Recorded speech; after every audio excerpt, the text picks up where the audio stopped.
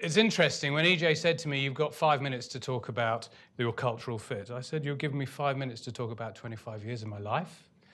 You know, you talk about any passionate entrepreneur and what they do, 5 minutes is not enough, 5 days is not enough. And I'm sure that you entrepreneurs out there probably feel the same. So, 2 minutes on my story, first of all. I qualified as a dentist in 1988, and I came down to London. My first job was in the East End of London, in the heart of the Roman Road. My room that I worked in was probably half the size of this stage. It was so small that I had to sit behind the chair at the beginning of the day, and patients would literally fall in and fall out through some saloon doors throughout the day. And to be honest, I got a bit disillusioned because I wanted to create good quality dentistry, provide a good service for my patients. And one day I walked out the door and I saw the towers of Canary Wharf going up, and I had that moment where I said, okay, this is what I'm going to do. I'm going to go to Canary Wharf, I'm going to set up a dental practice there, and I'm going to provide a service to employees. So I'm going to approach all the large companies that work there and get them to send all their employees to my practice, because we're going to be around the corner, we're going to save them time from work, and we're going to build a service. So easy, really. So I rang up Canary Wharf Group. They were Olympia York at the time. And they said, okay, that sounds like a really good idea. Come in and have a chat to us. And when they saw me, they said, well, what experience do you have of running a business? You know, this is quite a serious operation you're talking about. Well, I said, none really. They said, well, you're 25 years old. You've only been working for 2 years. We suggest you go and get some experience. So that was my first attempt at setting up my business. Well, I didn't give up.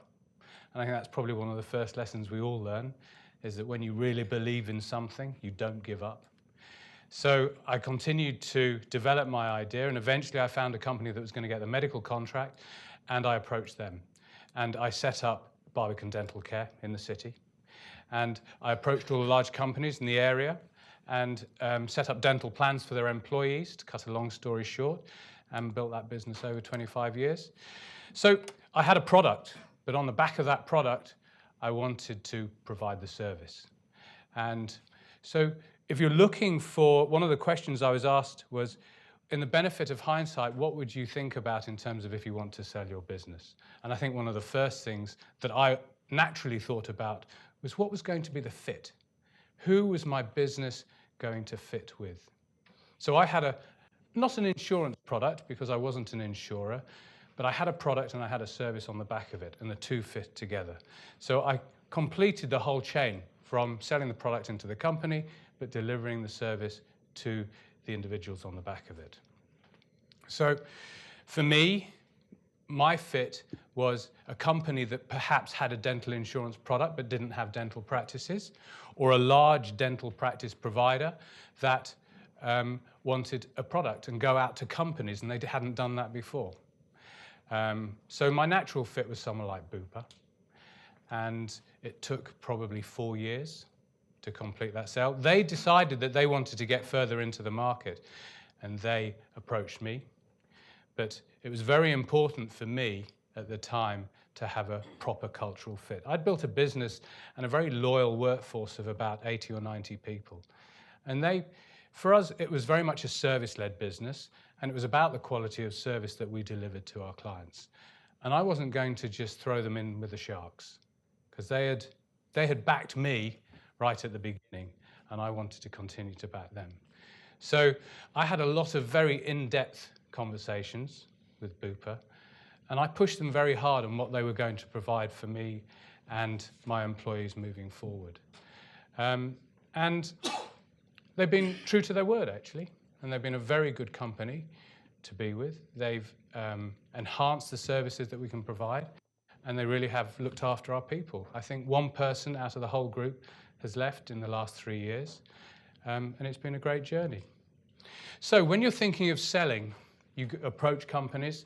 I approached a number of other insurers, and one of the lessons that I think I've taken away from the process was, if somebody says no, they don't necessarily mean no. So one of the insurers that I approached was just purely providing a dental insurance product. They weren't providing any dentistry on the back of it. And I said, well, surely you got all these corporate contracts. Wouldn't you like to streamline it and get some of that money back from owning clinics? They said, no, we're not really interested in that. So I didn't go back to them when Bupa approached me. And you know what happened? Once Bupa had bought me, they started doing exactly the same thing.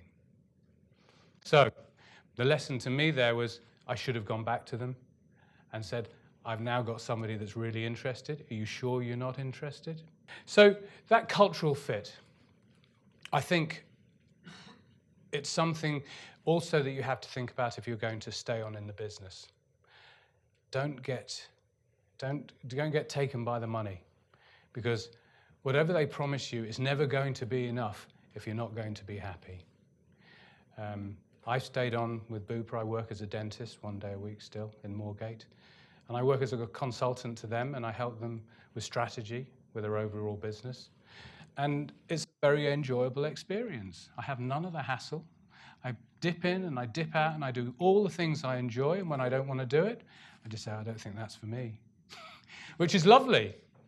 But I hear lots of stories about people that sell their businesses for the money, and they have to stay on, do a long earn out, and often it doesn't go the way they expected it to. If I had been in a position, I set my target right at the beginning.